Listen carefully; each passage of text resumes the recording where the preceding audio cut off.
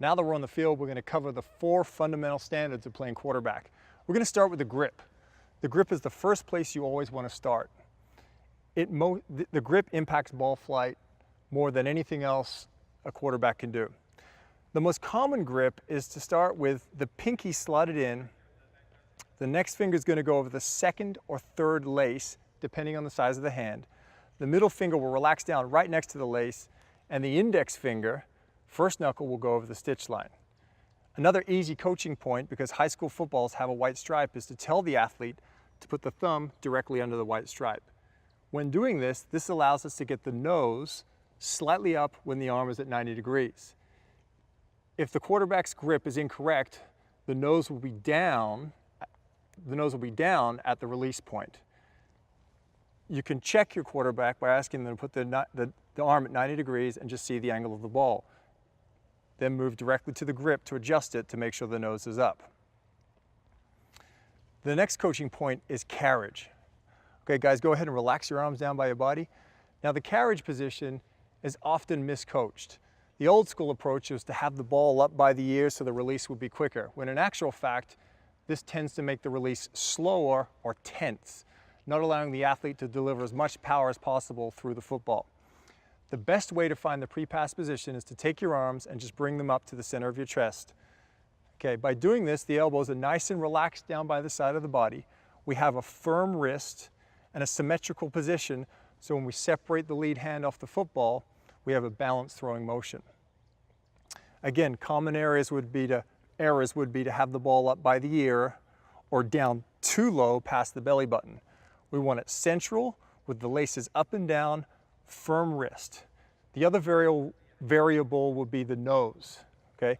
We want to make sure that the nose of the football is never past parallel.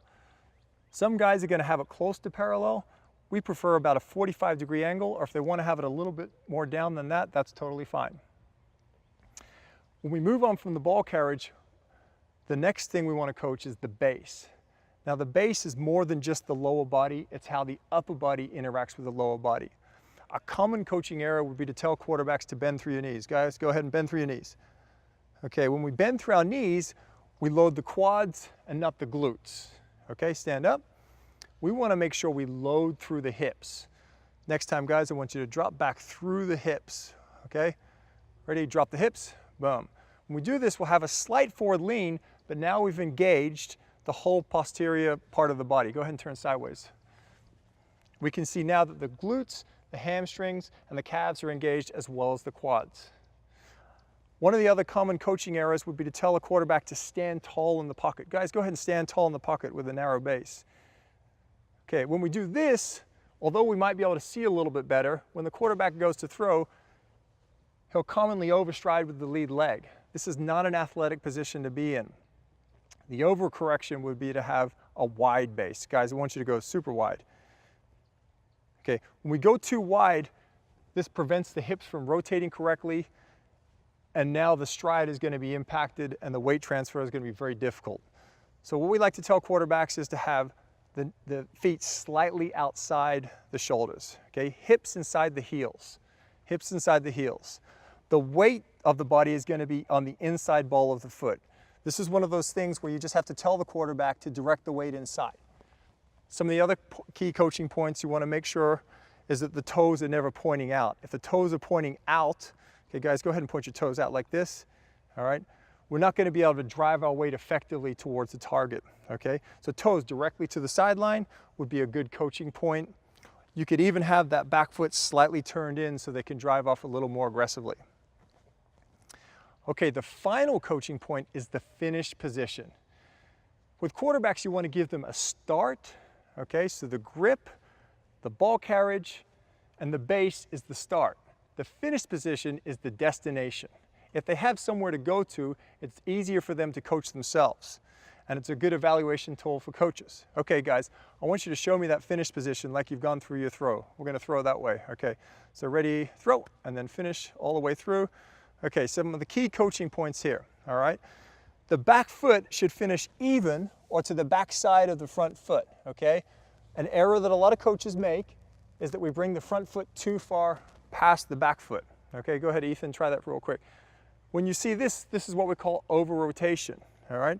This doesn't allow all the power to transfer into the football. So we want to make sure that back foot finishes slightly behind the front foot with the toe in the ground. Think of it like a brake, okay? When we move on to the upper body, another common coaching area is to over-rotate the upper body. So we get this full turn and the back arm flies around, okay? This is too much turn. Again, this is about transferring power and energy into the throw. Some of the key coaching points are going to be hand is going to be held up almost like they're on a microphone, about 6 to 8 inches away from the chin, okay? This is going to help break the left side and stabilize the throw, all right? So you can evaluate your quarterback to see where his left hand is or his non-throwing hand on the finished part of the release. The throwing hand is going to be down by the left hip or the non-throwing hip, all right? Make sure the thumb is towards the ground. That's going to give us a stable finish position. A couple other key coaching points. The front knee. A lot of quarterbacks tend to lock out the lead leg. When the lead leg is locked out, that doesn't allow them to stabilize the front side of the throw correctly, okay? A little bit of cushion in that front leg allows them to transfer all the power into the ground. Go ahead and give me a slight bend in the knee, okay? Slight bend in the knee. This is a very good position to keep your quarterbacks in so you can evaluate their finish. The front shoulder can roll around a little bit further towards the target. Go ahead and squeeze your shoulder around, Ethan, a little bit more to make sure we transfer everything into the throw. All right, and then relax for a second. Okay, and go from the start. All right, and we're going to go through the finish position again.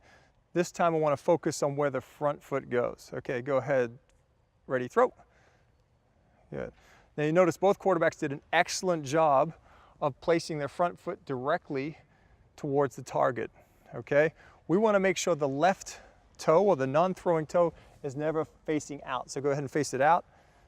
Okay, so this would mean their weight wouldn't transfer directly towards the target.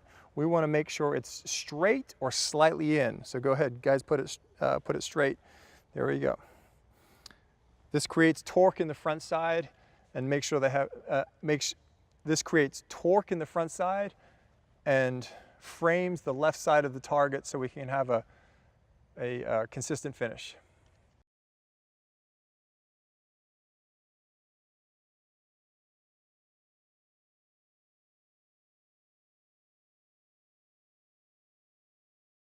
And go for it. With the lead foot, when we stride, we want to make sure we place the front foot in the ground flat. A lot of quarterbacks are commonly told to drive the toe or strike with the heel. We want to make sure the foot lands flat on the ground so we can transfer 100% of the energy from the ground into the throw. Okay, guys, go ahead. Ready, throw. Okay, so a way to evaluate that and check it is to make sure on the finish that the foot is flat. The foot is flat. It's not an athletic position at the end of the throw to be up on the toe. Okay, so sometimes you'll see quarterbacks perched up on the toe or their heel will be on the ground, they'll be leaning back. We want to see a flat front foot so 100% of the weight can transfer and we can stabilize the left side.